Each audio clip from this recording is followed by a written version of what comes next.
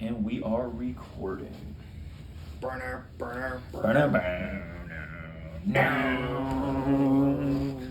Hello and welcome into the Section 109 podcast from a hotel room in Toronto, downtown Toronto. No T in Toronto. Cheers. We've got some Timmys, very Canadian cups. I mean, look how Canadian this cup is. It's so Canadian, it could have showed up without ball boys. Or drones. I see what you did there. Matthew, how are the vibes in this emergency podcast that we were not planning on doing? Are we talking about vibes this morning or vibes earlier this week? Yeah, it's complicated. So the reason we're here for this emergency pod is we're going to cover a few things. We'll talk about Rod, because we have to. We're going to talk about the game, because, we have to. And then I think we're going to, talk about however else we're thinking and feeling about this playoff push end of the season, because we have some playoff news. So, yeah. Oh, yeah, good call. Kill that noise. Since we don't have a microphone, apologies for those listening on audio. It is not going to be a best audio. It is directly into my phone, but it will be on YouTube with video and audio. So now, Matthew, let's do vibes first for the game, and then we can actually talk about the game afterwards. But okay, vibes are great. Some might say as good as they could be. Seriously though, I think going into the game, we're hoping. We desperately need 3 points. On a beach. Yeah. We desperately need 3 points. And I thought if we were going to get 3 points out of this game, it was going to be like that classic, new manager bounce thing where you just run around a little bit more and ball accidentally goes in and you somehow skate out undeservingly, because that's kind of what happens in these usually, scenarios. Yeah. And no, we just created stuff. We put the ball away. We could have had 6 or 7. It was a really good team performance. It was really good. From an absolute ragtag group that we can talk about why. And I thought the energy was really good. I thought there was a lot of freedom. I think Rod's tenure with CFC has been extremely focused on control, mm-hmm. and trying to control certain things at all times on the field. I mean, it's very Pep Guardiola, right? Pep Guardiola he's the greatest manager of all time. He also gets criticized by some, potentially unfairly, but about trying to control every single movement, every single situation, every single moment, as opposed to giving freedom. And I don't know if that's actually what's happening, but you could definitely build a narrative to that in kind of how we play. Yeah, I could. Yeah, I thought there was a little bit more. There was a little bit more freedom. There was a little bit more, kind of almost like a return to basics. So we went back to the 4-3-3. I don't think we have any center backs. We didn't have any other options. We can talk about that. I what the tactics were exactly. I don't know how much Chris was trying to change in the group, but I thought the result of was just they went out there and they played pretty simple overall football. Just make the runs you're supposed to make the passes you're supposed to make, find the gaps in the defense, and just go play a little bit. And don't be afraid. I think maybe this is the biggest difference, was don't be afraid to try some shit. And, I think in the first half, we did create a bunch of opportunities. Toronto created a bunch of opportunities. Boy, did they. And then, that half finishes 1-0 to us, and it could have been 2-2 or something. And then Toronto were really good in the first 15 minutes of the second half. They pretty much had the ball the entire time. We made a sub, which we'll talk about, which I think limited the effectiveness of our press, but also made us more dynamic once we did have the ball. And I thought you saw that in some of the chance creation stuff, especially in that 8-minute period where we went from, having just been pegged back to just, putting the game away. The boys played extremely free and happy. Like they enjoyed their football, and I would enjoy my football too if I was going to win a game 5-1. Yeah, definitely. And it's the vibes were really, really good. And obviously the situation with moving on from a head coach is extremely difficult for everybody, especially given that it was, at least to us, shocking. But I thought the fans, shout out to everybody that traveled up for the game. It was like we can be sad, we can be sad to see the manager move on, sad to see a change get made, but also realize that we got to just support the boys and give them everything we can, and they responded in kind. And sometimes life isn't perfect or ideal, and sometimes you just have to play through. And I thought they did that really, really well. I agree. Do you want to just finish this game, then we'll talk Rod, or do you want to? Yeah, let's just go ahead and finish this game. We came out in a 4-3-3. Chris sets us up in a 4-3-3. Now, is that a tactical choice, or was that necessity? Or is it both? And the answer is, I don't know. I have no idea either. I know it was necessity. Right. So let's talk about it. Yes. The starting lineup: Jonathan Burke in goal, Jesse Williams at right back, Logan Brown at right center back, Fareed Zarzar at left center back, Milo Garvanian at left back. You've got Andres Jimenez Aranzazu at the 6, Alex McGrath, and Callum Watson. Sure it's not Aranzaza? Stop it. Sorry, I get really mad at the announcer. And Callum Watson, Alex and Callum at central midfield, Jesus Sabar at left wing, Taylor Gray at right wing, and then Mehdi Womri at the striker position. So you might be thinking, or were thinking at the time, no Gene, no Duvan, no Tolley, no Jude Arthur, not even in the squad. There were some visa issues that happened. Not issues that would have prevented players from going into Canada, but would have prevented players from entering the United States again. And because the visas are very particular on like how you can leave and when you can leave. And so obviously some of those were taken care of, right? Like Mehdi, Callum, Jesse, and Freed were all able to make the trip, but 3 guys in particular, Tolley, Duvan, and Jude, for whatever reason, their situation couldn't be sorted in time. And I think they had a final appointment to try to get it done on Friday morning at the Canadian consulate in Atlanta. And, well, Hurricane Helene canceled all that. And then Gene's not on a P1 visa. We're using him as on a domestic player slot. But his status when he came to this country as a kid means that he can't leave this country yet until he acquires his green card. So that's just and then sometimes in football you have to deal with stuff like that, and obviously it's not ideal. Hey buddy, we dealt with it just fucking fine. Shockingly. Yeah. If you had told me 2 weeks ago, by the way, we're going to Canada and you're both starting center backs, well 2 of your 3 starting center backs because we've been playing a 3 and Fareed is one of the starters, but 2 of your 3 starting center backs and your starting goalkeeper, and you're sometimes starting 6, and you're half the season starting 6, and definitely a guy that comes off the bench quite a bit. They're all going to be unavailable. Good luck. By the way, and you need to win to stay alive in the playoffs. Oh, and also your starting 6 is going to get a yellow card 30 seconds into the game, and you're going to have to play with that yellow card the whole game.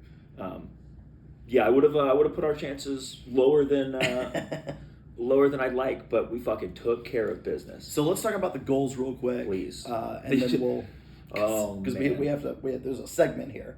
So 35th minute, really nice sequence between Jesus and Mehdi. Jesus plays the ball kind of into the channel inside the box, and then starts making the run, and Medi just holds it up, lays it off. Jesus takes a touch and then finishes. Great little goal. Really exciting to get out front of the game, especially when we had our chances that we squandered. Toronto had some chances. Less so that they squandered, and more that like John Burke had a great game in goal. Shout out. There was two things in that first half that were kind of going on. Toronto was creating good shots. They were creating shots that were going to happen from good angles, good opportunities, and then they were either not hit well, and I don't mean super poorly because they weren't like little squibbers, but like they weren't finished into the corner or whatever, or John was making the save, right? But we weren't necessarily getting a block on. We weren't like necessarily shepherding them into the perfect, like really hard. I mean, they were getting some good shooting opportunities and not putting them away, and John Burke was also just taking care of them. But that was terrifying. And on another day, I thought somebody was opening our door, or your door rather. So on another day, that game is we're in trouble early if somebody hits a really nice finish. But like John and the defense took care of things. But then also we created two really good chances on headers that both went just wide from Medi. And so like we had opportunities to go up or down, and we were pretty much one of my takeaways from this game. That I guess would be probably one of my key takeaways at some point is that we are who we are. Like we are not a whole different team necessarily. We still had some of the challenges that we often have at the beginning of that first half, but we definitely fought through those better than we have some other games in this game and took care of business towards the end. Yeah, I would have also made that a key takeaway of mine. So second half happens. There's a substitution. Because we end the half 1-0 and we don't concede in stoppage time. Yeah. Marcus Nagelstad subs in for Medi Womri, which was really surprising to me at the time. Buddy, so all the players go in at halftime, and immediately Rich is setting up cones as the players are walking in at half. And Marcus stays out with him, and he does an individualized warm-up with him. And you only times you see that are when somebody's going to be subbed at halftime. And so like they go through like a 15-minute warm-up, like Rich, choreographing the entire thing. And I'm like, holy shit, I think Marcus is coming in at halftime. And he was coming in at halftime. And so we were speculating, like, is it going to be for a one-to-one for Medi? Or a winger. I thought it might be for a winger, change in formation. And Jesse Williams had suffered that injury in the first half as well, so we were wondering if it was going to end up kind of going to a 3-5-2 sort of situation, or like how that was going to work. But that didn't really make sense because we were down a center back and JP wasn't also warming up. And it didn't make any sense. Turns out it was just 1-for-1. Yeah, so Marcus for Medi. A 1-for-1 change. Second half kicks off, and Toronto's also like made an adjustment. I think tactically, they were much better at keeping the ball. Our press was non-existent anymore. They played right through even when we tried. And they kept playing They would play the first pass they were playing out of the center backs, or the second pass out of the sixes.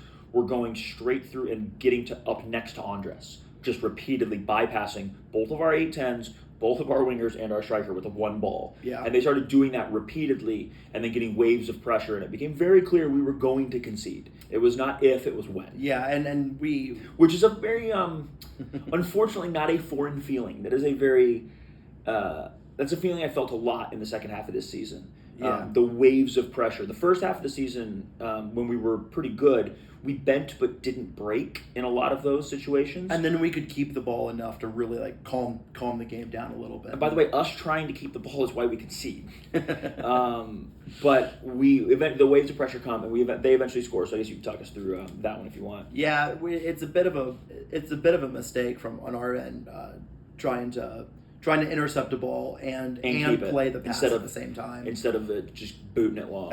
Which is not, to be fair, not our DNA. Right. Like, for better or for worse, we are the team that Rod Underwood built and constructed over the past few years. Yeah. And this is a feature, not a bug. So there's a really dangerous giveaway that doesn't result in a goal. And then 2 minutes later, we do the other giveaway. It does result in the goal. We get pegged back in the 60th minute. It's 1-1. And...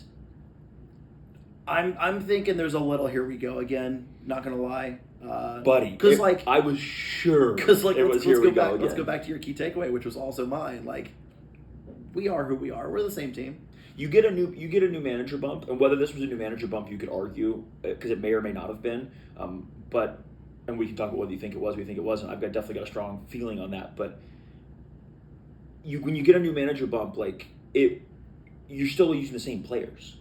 So like, yeah, there's only so much that can be changed. Yeah, and also especially I don't know that Chris wants to play truly different than Rod. He might, but like I've got one game of evidence here. Like, I don't know. Yeah. So let's talk about.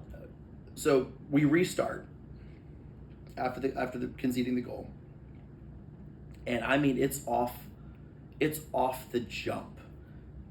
Just immediately, Alex looks up, sees Jesus on the far touchline, just plays a big diagonal ball, and what I really like about this play is Jesus does that thing where he's able to hold the ball, while still moving towards goal, but also allow other players to join into the attack, and he does that. He acts like he's going to try to dribble around two different guys or whatever, draws them both in, slips the ball out to near the penalty spot.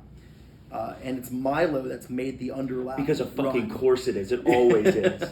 My guy finishes like a fucking striker every time. Yeah, and Milo just takes a touch and waits for the angle to materialize and then just hits the shot. And it's not particularly hard, but it's perfectly placed. The timing is perfect. And just like that, 2 minutes later, we're back up 2-1. And ultimately, that's the game-winning goal.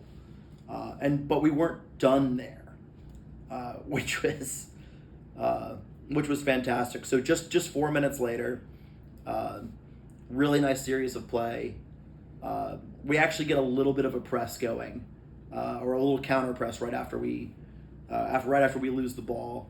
We kind of trap Toronto. They play right into us, and Jesus plays a little pass for Alex, who plays a ball into Marcus.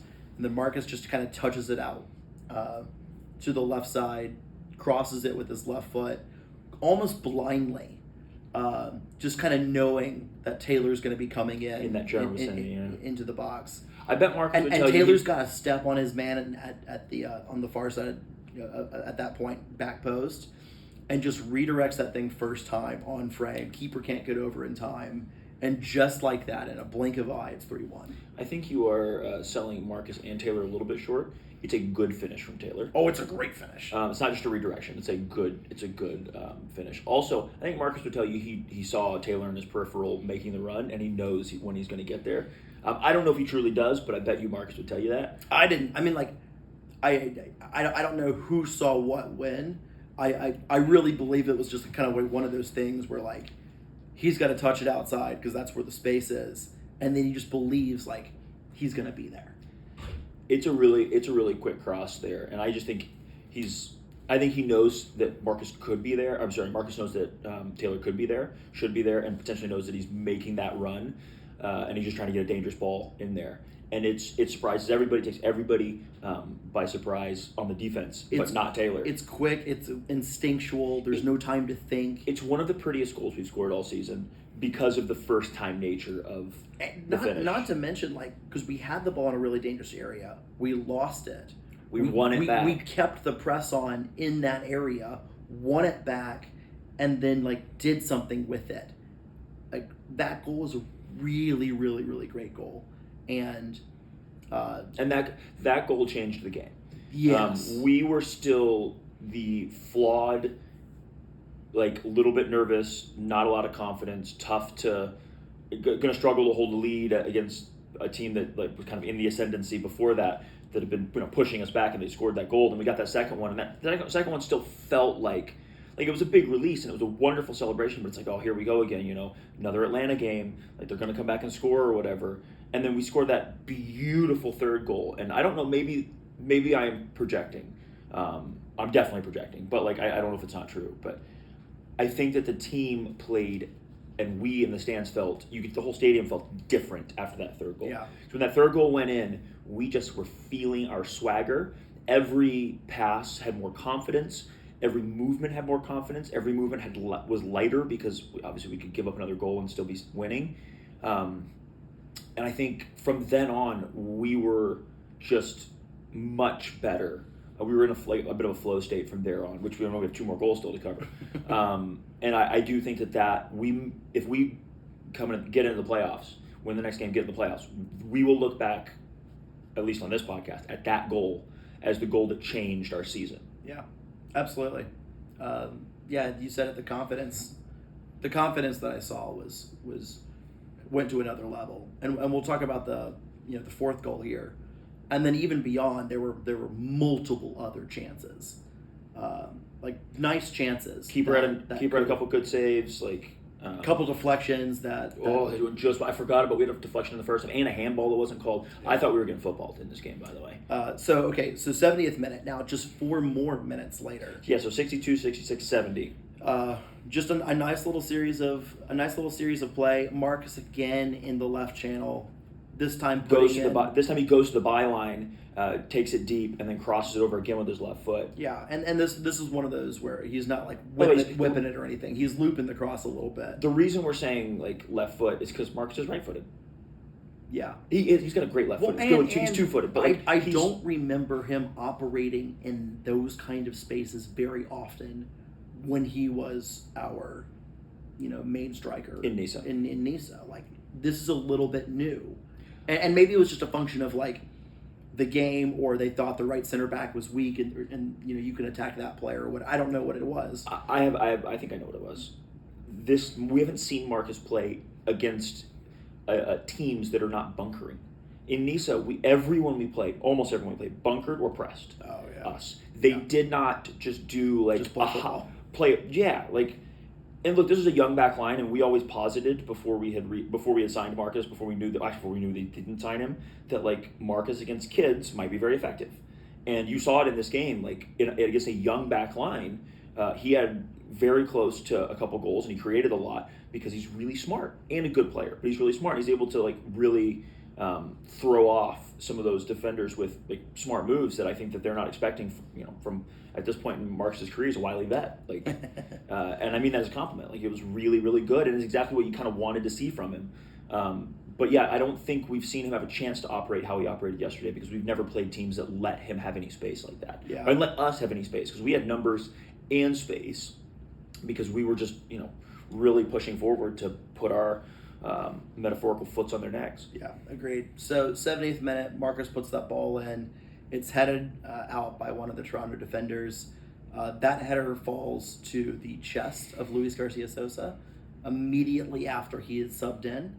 And his first touch with his chest takes it actually out of his feet where he can't shoot. Well, he's trying to. But Alex McGrath is on rushing and just smacks it first time. It's in the back of the net. It's 4-1.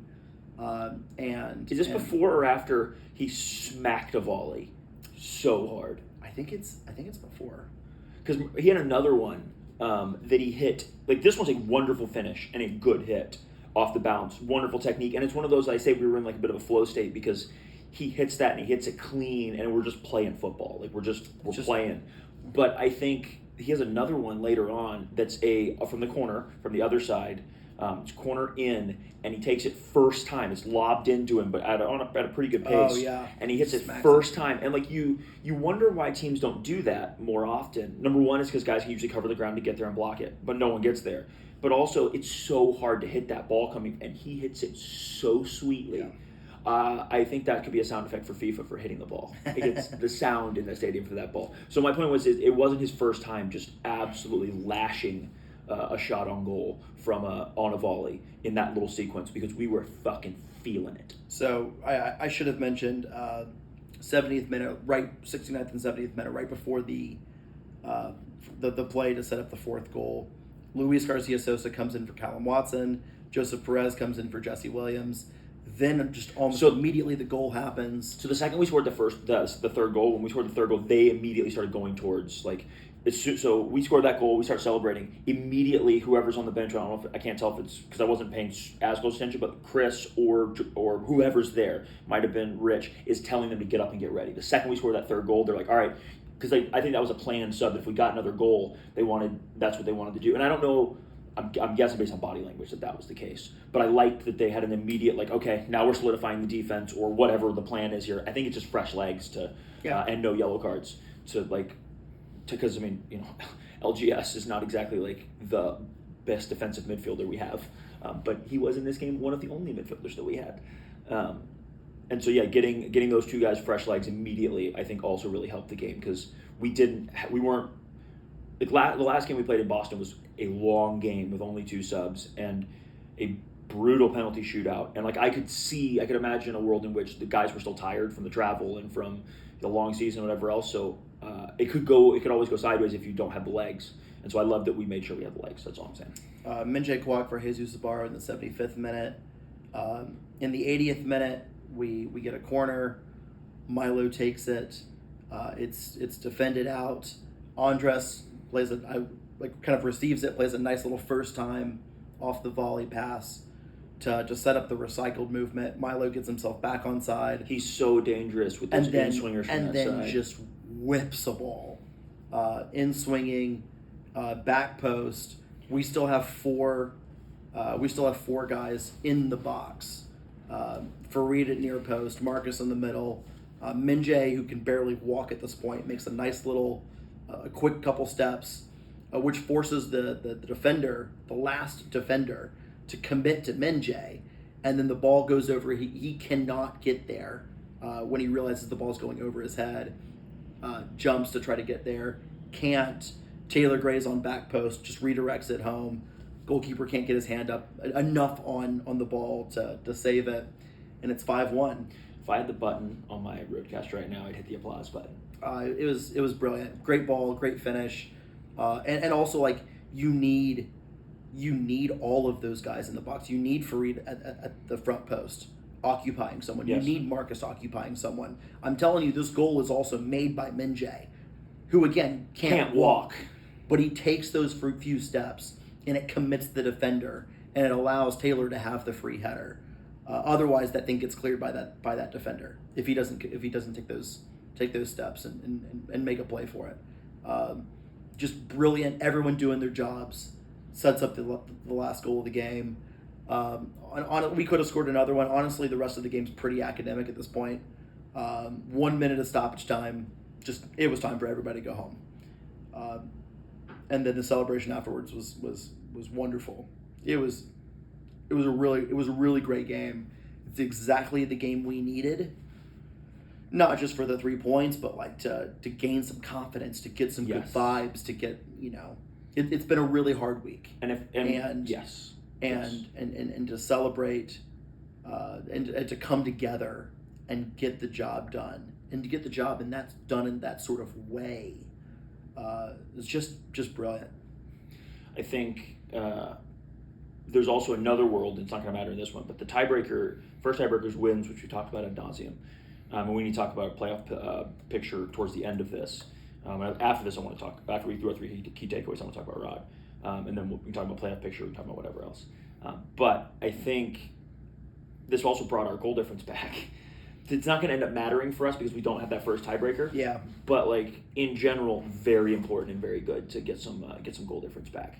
Man, the vibes were very high. You could see from the guys after the game. I've not seen the release, when we shook hands. We've been to a lot of I don't do a lot of handshakes. I do a little bit, but not a lot of handshakes after the games at home, so I don't always get that. I do sometimes, but that's not really my thing. But at away games, you always get to shake the boys' hands and say what's up after the game, and the elation is the best word I think to describe it that I felt from everyone. And it's hard to know if that's what that's about. I think you said it well. It's been a really, really complicated week emotionally for everybody. I still don't know how I feel, spoiler alert, about the Rod thing. But this, and I don't know how the guys feel, but I do know that winning this game, I think, put anything that mattered, at least for one day, like anything that was like negative into the rearview mirror for at least one day. Yeah. I mean, ultimately, the job Is not done. The ultimate job of the team is to win games. Yes. And to do so in a must-win game. Yes. When the pressure is on, when you've gone through all of this, you know, it's just it just means a lot. And so let's talk about some of the XG stuff, so we can put a bow on it. We'll do some 3 key takeaways, Yes. and this will be our last game recap of the season, provided we don't make the playoffs and have another opportunity. So our CFC XG on the website, which Matthew has made a discovery. Matthew, maybe you should apologize to Sportico. yeah, I've just been assuming that it's been Chris's numbers this whole time. We've been saying on the podcast, Chris's internal numbers. Yeah, but I really don't think he was doing the plotting and the charting as head coach. As interim head coach. God, I hope not. So it very well possibly could be Sportico. And maybe explain to listeners and viewers what is Sportico. It's the MLS data provider. So somebody that like somebody charts like everything that happened, and then they interpret the data. A lot of it's like AI and model driven or whatever, but yeah, like data exists out there. It's provided to all the teams at both levels, at MLS and MLS X Pro. Sportico is supposed to be public, but it's not. It's the thing Matthew and I have been complaining about, but especially Matthew, all season, that like MLS and X Pro, fucking fix your website, dude. Like, they haven't fixed it yet. Yeah, it's not available. It should be there for individual players, for games, for teams, whatever, and it's not. And it hasn't been all season, and it has been the previous 2 seasons. And that's been incredibly frustrating. But I think it works internally now, whereas it didn't the first few games of the season. Whole time we thought it was Chris. And he still does have it. To be clear, the reason he was hired, besides that he's an assistant coach and a good coach now, he's the interim head coach, is that he has, and we talked about it before, we talked about it with him, a self-made, self-developed XG model. And we assumed that's what they were using, but it's probably just been the whole time just been Sportico. Yeah, and I would imagine he wasn't want his made public. Yeah. Also, it is interesting that like 2 reasonably sophisticated data providers have very different ones in many games. Which is it's just funny. No value judgment there. Hayes, if you happen to listen to this, let us know if it's Sportico or if you have been trained in the ways of the Chris. Dude, what if it's now Hayes or Durrell's job? I hope so. Or some intern. It's like. So anyway, our model that's in the game recap on the website. It's got CFC at 2.48. to Toronto's 1.12. The American Soccer Analysis, which is the one we've mostly been using, because it's publicly available and we like it. Yeah, has us at CFC at 2.72 to Toronto's 1.33. And the spread on those are pretty similar. Yeah, and they're not identical. I don't know this for certain because I have not tracked this yet. I could do it at a later time. But a 1.4 gap in XG may be one of our biggest XG gaps on the season. It may be the biggest. I'm not 100% sure. And if you're wondering, hey, didn't we beat another team by 4 goals?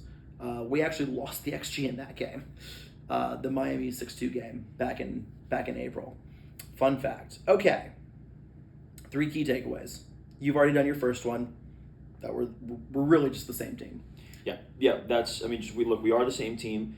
However, that doesn't mean we can't get results. We had a good run of results at the beginning of the season, bad run of results, but now it's winning time. And by the way, shout out to the clip that we made that talked about it was the end of the Rodcess time, and it's like what's winning time now. Yeah, and it certainly looks like we're talking about, and I think everybody knows we're not talking about Rod in that, having no idea the next fucking day he's getting fired. Yeah, I saw that. I saw that what was it on Friday or whatever, or Saturday morning, and I was just like, oh, that hurts. Hurts. Yeah. Yeah. Okay. So how about I do? So my first key takeaway was literally the same one. What a surprise.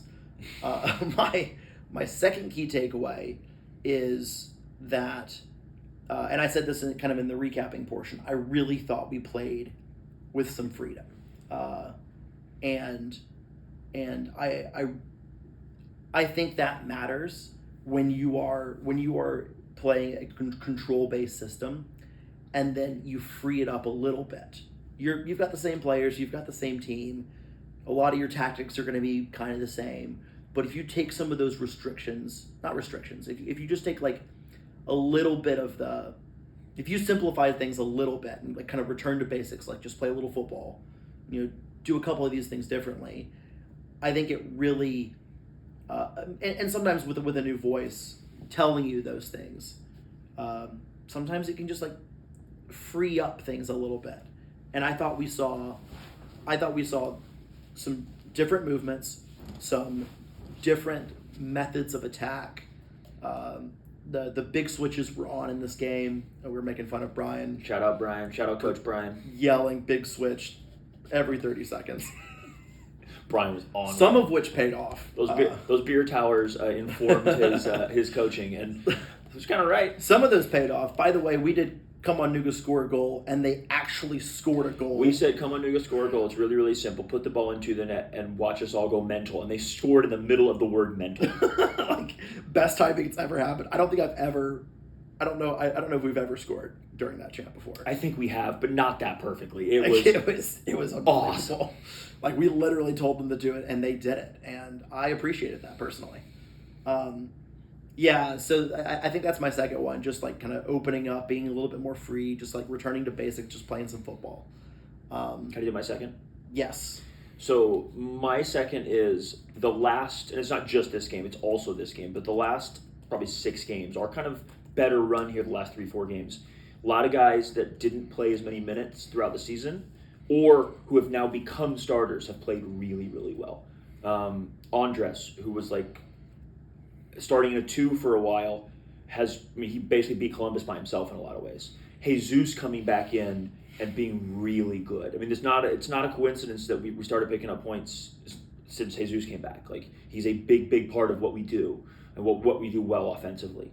2 of the goals in that game are from his hold-up play, like, which is wild. Oh yeah, I didn't even talk about the from that first goal. Our first goal is him on the sideline holding things up. The third goal is like him recycling. The third goal is him like them just passing it to him and him doing stuff. Like, there's another goal with him on the sideline holding again. He's got that assist for the second goal. Like, yeah, he was so brilliant. And then like Logan Brown stepping in, whether it's due to the Duvan injury or the visa issues for this game, or there was another game. I guess it was just Duvan injury.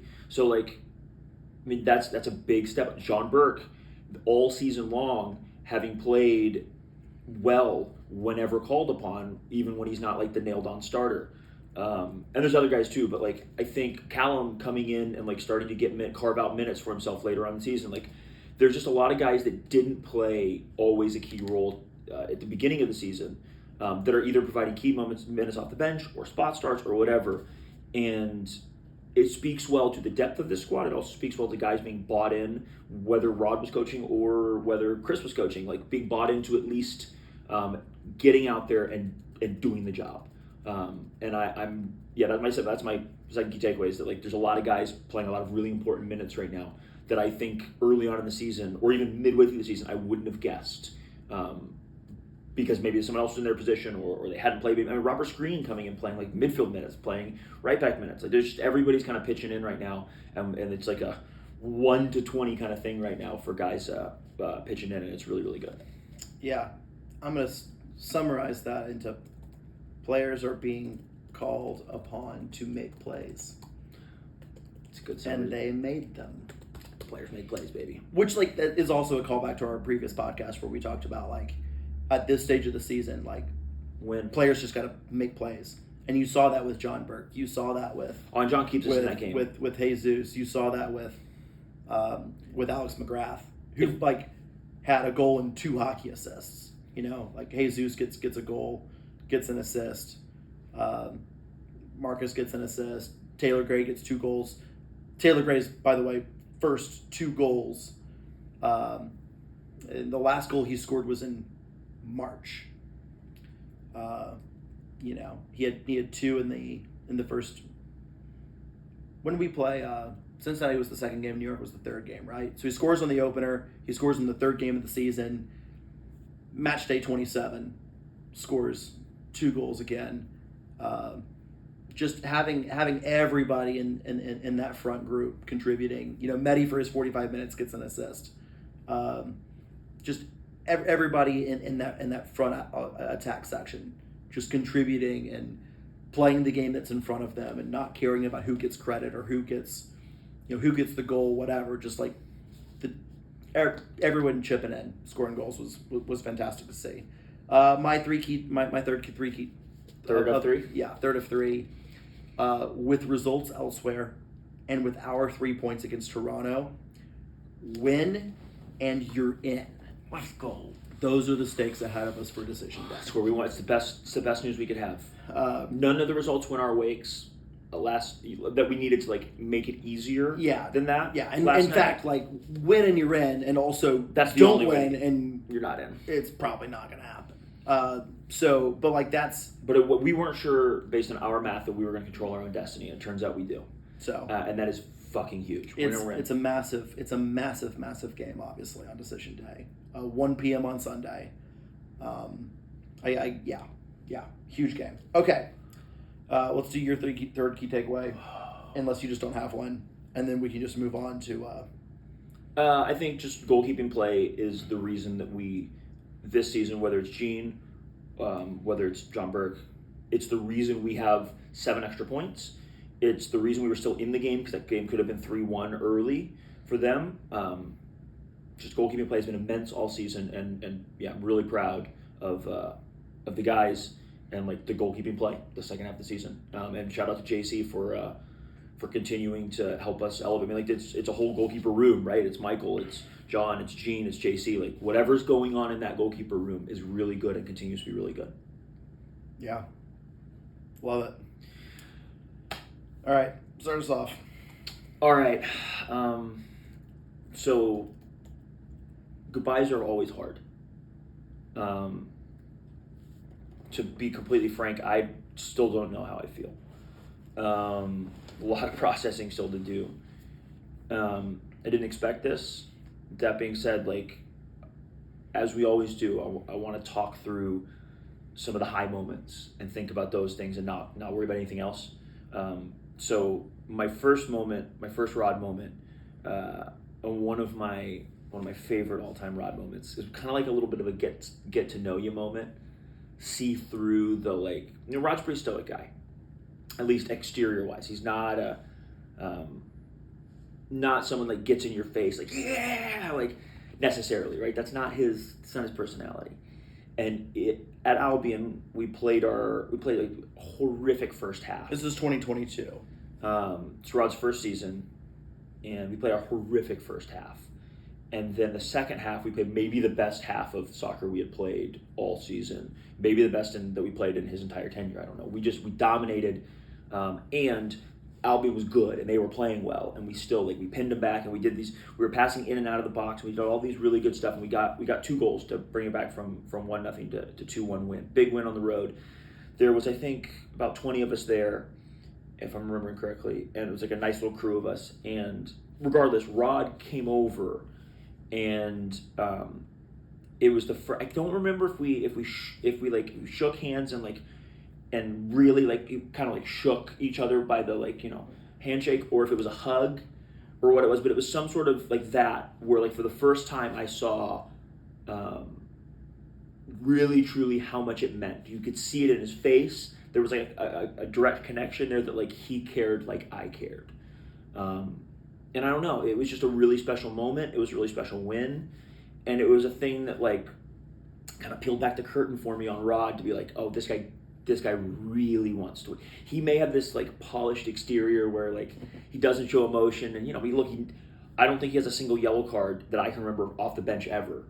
As an example. So he doesn't lose his cool is what I use as an example. Literally got one against Atlanta. Oh, that was his first one, right? I don't know if it was the first one or not, but it's probably. But point being is the guy almost never loses his cool, and it felt like I got to see like a little bit past that facade and see like a guy that was just like me, just for a second there was just like living in the moment, outside of the data analysis, outside of the thing, and it was really special and like really made me not only admire him, which I did as soccer coach, but really like love him as a guy. This is not in our rundown, but it's something I thought of. Rod is, well, I'll just say this: like Rod was nervous when he was hired way back in at the end of 2021. He was nervous to come on the podcast the first time. He didn't have to do a lot of interviews or anything like that when he was at Stumptown and whatever before, and he was stepping into a new club, obviously a club that he had coached against a few times. He knew the passion of the fan base. He knew what he was signing up for, right? But he's quiet. He's reserved. Like he's not this. He's not this like massive personality, right? Like larger than life. It's just not who he is. And I remember that first Zoom interview that Jay and I did, and it was really, really good interview. We had a great conversation. He did a good job, but you could see him, as often happens when you first meet somebody, right? Like slowly like warming up and getting into it a little bit, and then the more and more we went through that first season, the more and more he got comfortable and let his guard down a little bit and would share moments. Even from the very beginning, he would continue the tradition of coming to the bar even though he doesn't drink. Even though he doesn't drink. And he always came to the bar. He always met with the supporters after games, win, lose, or draw. And I know what this place meant to him in that regard. And I know that is not something that he was predisposed to be comfortable with. And I love how he bought into it. I love that how he got it. And I will always remember that as a huge he really became one of us. And I think this is the hardest part about sports at this club. It sucks. Because it really sucks. Whether you agree with the decision or not. And to be clear, I have no idea how I feel about the decision. And like, I guess none of that matters, because this is a place where you become friends. You become family. You become family. And at the end of the day, like, we want to, it's professional sports. You want to win games. You want to get results. You want to perform. And all of those things matter. But this club is that special kind of club where, you become friends with folks. You become family with folks. And you build a community that stands the test of results, that stands the test of time. And Rod became a part of this community. And like Bill and fools before him, it's going to be extremely hard to not have him back with us, and I'm going to miss him personally. Me too. I really came to love the guy, and I don't know about you, but I trusted him too. I trusted him to lead my football club. Yeah, and what do you say to your friend when they lose their job at your club? I don't know. Because like you're not going to stop cheering for your club, right? Like the club is bigger than all of us, and I know that he gets that. I know that those before him have gotten that. I understand that from me personally. The club will outlast me, and but also like this person that you've spent 3 years with, sharing these memories, going on the road, that big moment. Like I think back to like Marcus's free kick against Club de Leon. Oh man, like that might be the most like iconic moment and picture moment in his tenure here. It's yeah, we had a really special time with him at the helm. Our first big trophy in a number of years. Yes. Winning the NISA regular season. Which I think because we lost in the playoffs, a lot of people forget that. I sometimes forget that like we were the best team in the league, and it sucks to get playoffed. And that is the thing we signed up for in American sports, is to have playoffs be the thing that we care about most. But we were the best team. We were the best team in the league. And it's a little bit like the penalization of teams that don't win the Champions League but win their domestic league. Like we won our domestic league. We just didn't win the playoffs. And it sucked to lose in the playoffs. But that winning the league was not easy. We went into every game as the best team, and there's a big weight on your shoulders for that. And we had other teams that were trying to do that were game planning for exactly who we were and what we were doing and trying to beat us as their Super Bowl for the year. We also went wire to the wire.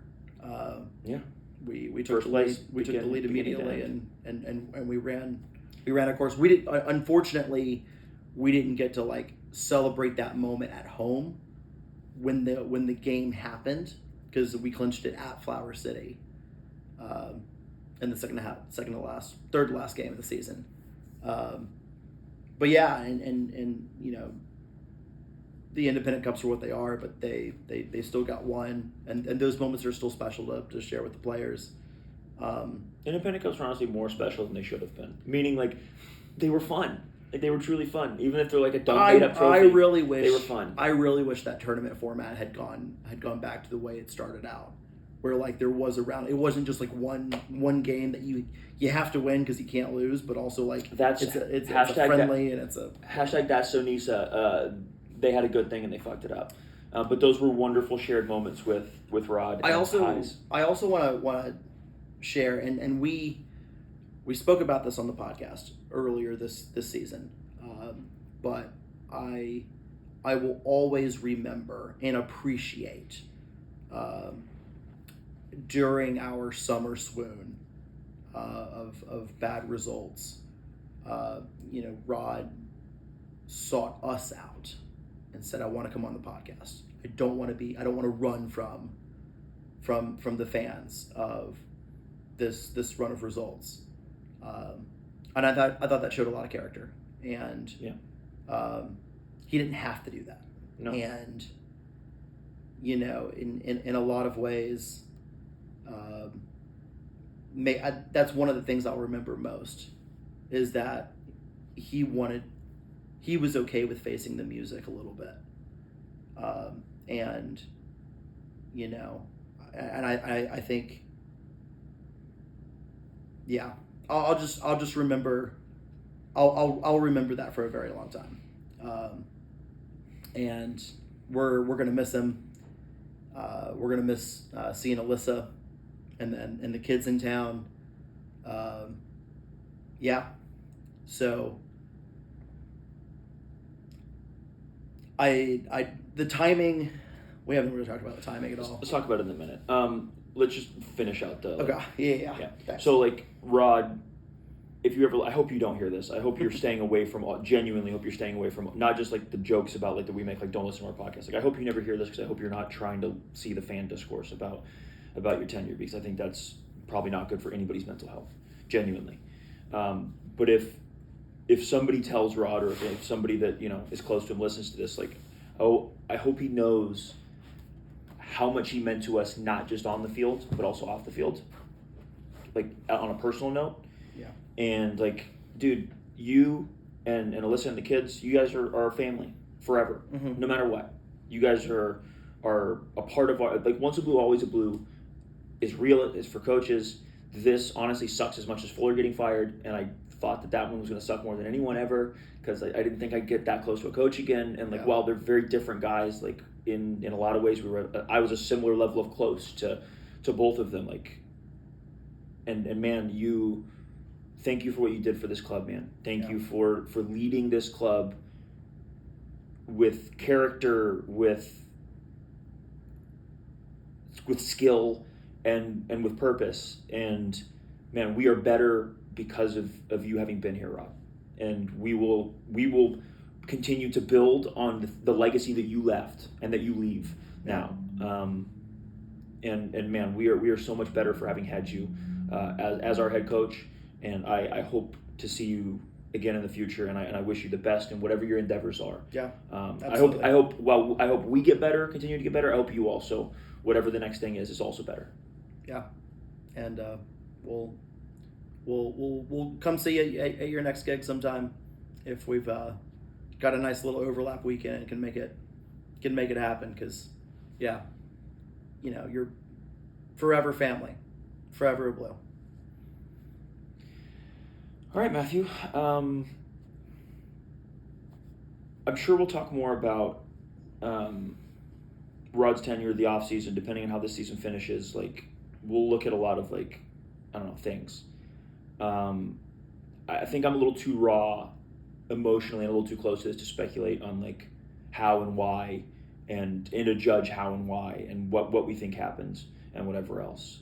So if you're okay with that, I know there's probably a lot of listeners out and viewers out there being like, hey, but like, why did it happen? And I think I'd rather just skip it for now, if you're all right with that. Yeah, I'm and I do think we can talk about it on a future pod. We can, but it's still a little too close to it, I think now. I think let me just say this about the timing, because I think for a lot of people, there's two questions. Why is this happening? Why is this happening now? Mm. I think the why this is happening question is a much more speculative, and I'm not prepared to go there at all. I don't really have a good thing for it. But I think why this is happening now is actually really simple. Why do clubs make changes? And at some level, this happens all over the world. Like, we're not the first club to have a mid-season coaching change, right? And at some level, clubs make changes while the season is still going on, because they think that a new voice in the locker room or whatever, a different person at the helm, gives them the best chance to get results. And like, is that the case here? Not really sure. But like, that's kind of what happens. Like, that's why a move gets made with 2 games left in the season. And do I think that's right necessarily? No, I don't really know. Are we gonna be justified, or is the club gonna be justified, or the move be justified if we make the playoffs somehow? I don't know, because I don't know if we're gonna make the playoffs, like, with or without. You know what I mean? Yeah. But like, that's typically why the timing of things works out the way it does. So I'm sure there'll be more later on about this. Obviously, this off season for the podcast is going to be really, really interesting. It was going to be really interesting before we fired Rob. Yeah, and so also now you're looking at decision day coming down the line. 3 points gets us in the playoffs. A win gets us in the playoffs, and I think emotionally I was pricing in us not winning both of these games. I was pricing in us losing last night. And so, like, obviously now, like, that's a different conversation when you get back from out of the country of okay, we've got to, like, this is you'll come back, we'll have done the off weekend preparing for a playoff game potentially. there's obviously going to be a coaching search. There are changes coming to the football department at CFC on a much more bigger scale than. Well, we now have no sporting director nor head coach. Yeah. So like there are changes coming beyond in terms of the structure of how this club is doing football. That we're coming regardless, and now they're taking a kind of a different way, and they're going through that process, and there'll be news about that later.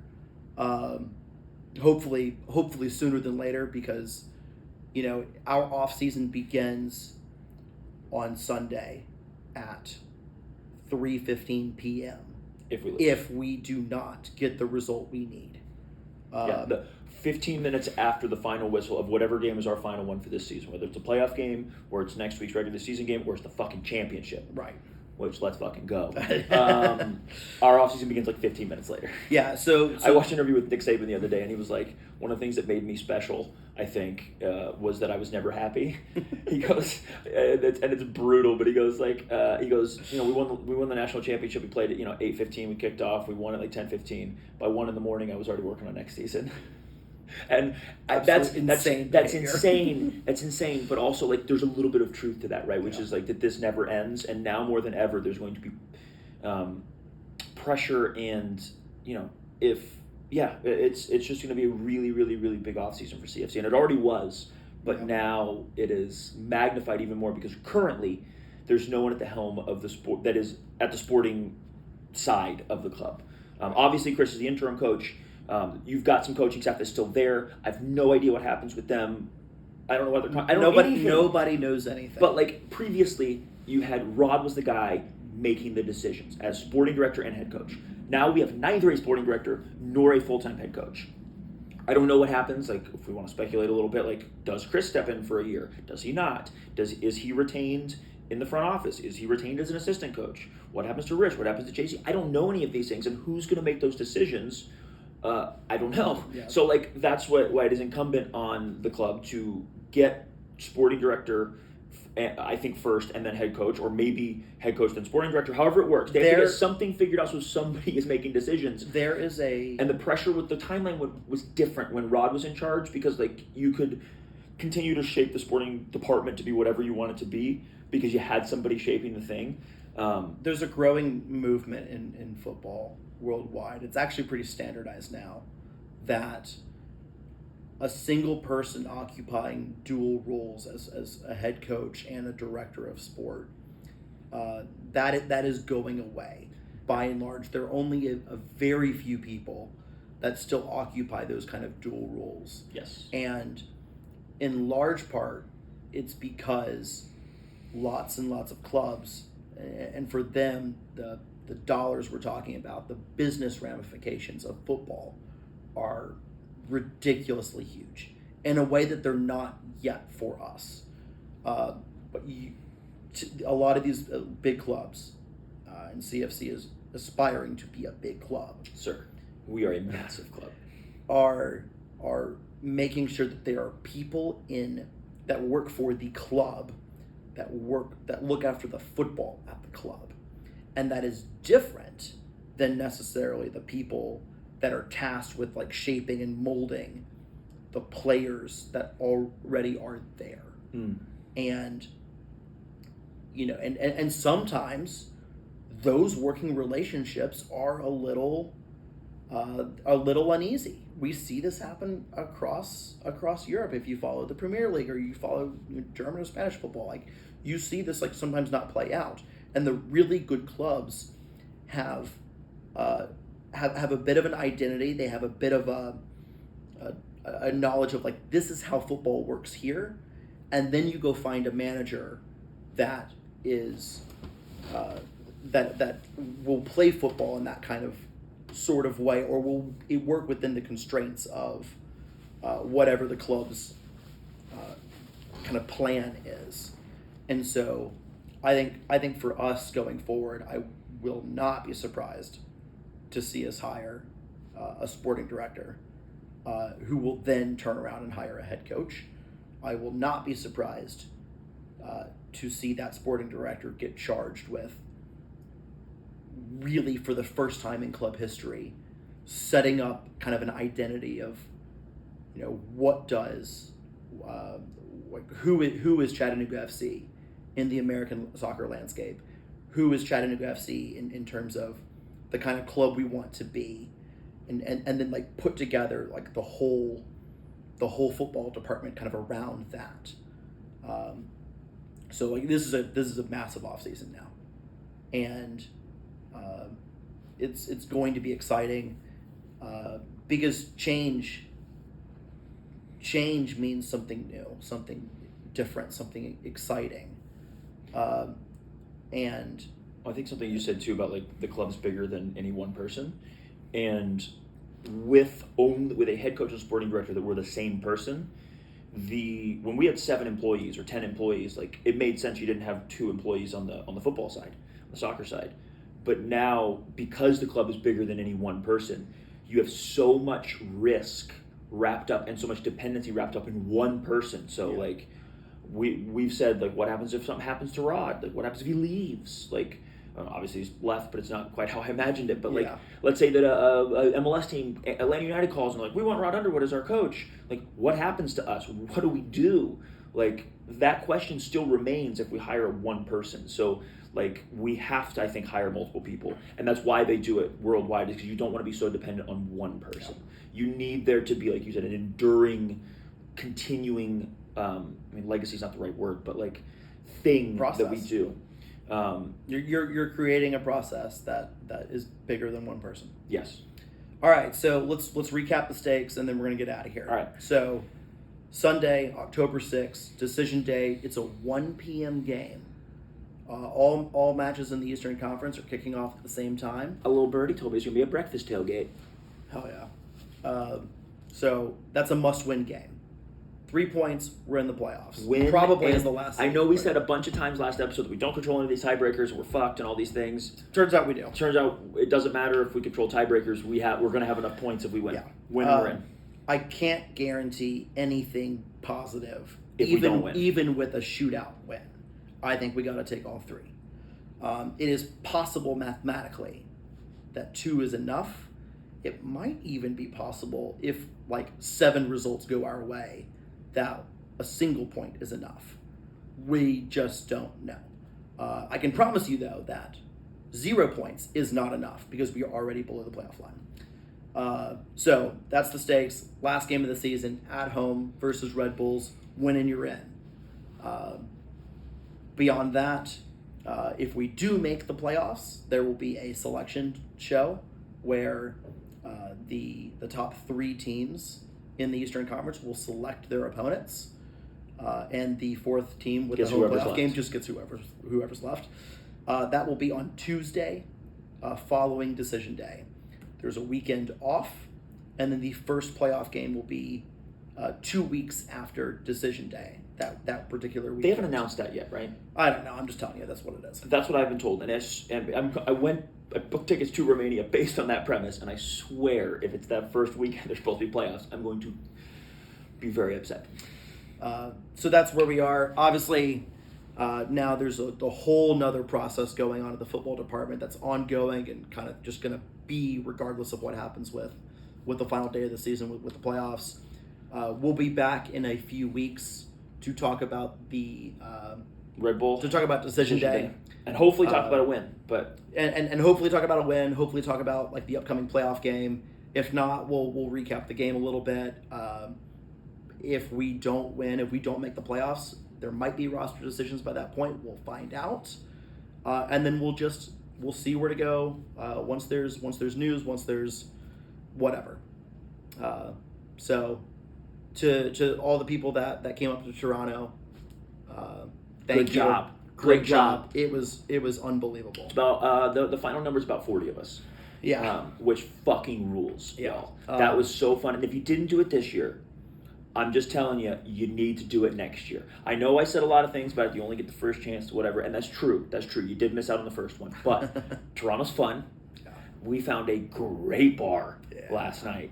And man, away trips are the best. And public transit rules, and we should do more of that. You need to calm down. But yesterday ruled, and yesterday, if we were celebrating at home, just would not be the same. For you and I at least. So I encourage you to get out on the road whenever you can to support the men or the women's team. Any road game with CFC rules. Win or lose, especially when you win. And last night was very special for like the 40 of us that were kind of in that section. Yeah. The things that I lived, the moments that I lived. 4 goal celebrations right in front of us. Just too good. Unreal. On a podcasting note, you guys know that we're taking a few weeks off while Breezy goes out of town. Based on what happens on decision day will inform what kind of mailbag stuff we wanna hear about for the next podcast. And we do still want, though, reminders. Once the season ends, we want your best favorite moments from individual players, because if it is in fact their last season with us, at any point, just like we did with Rob, we talked about our favorite moments on this podcast. That is the way we eulogize players who are not dead, but who are moving on potentially. And so if we could share more of those, that would be really, really cool. You don't have to write them now, but put those in your brain. Think about, and we'll put out the call after decision day about. And hopefully about this is a thing in like 6 weeks. Hopefully this is a thing like 6 weeks from now. But just be thinking about those things and taking notes or whatever on your best moments from individual players, because I think that's really special and really cool. Apologies for the audio quality. Thanks for hanging with us through all this. Big apologies. We'll see y'all soon. Peace. Burn. Burn.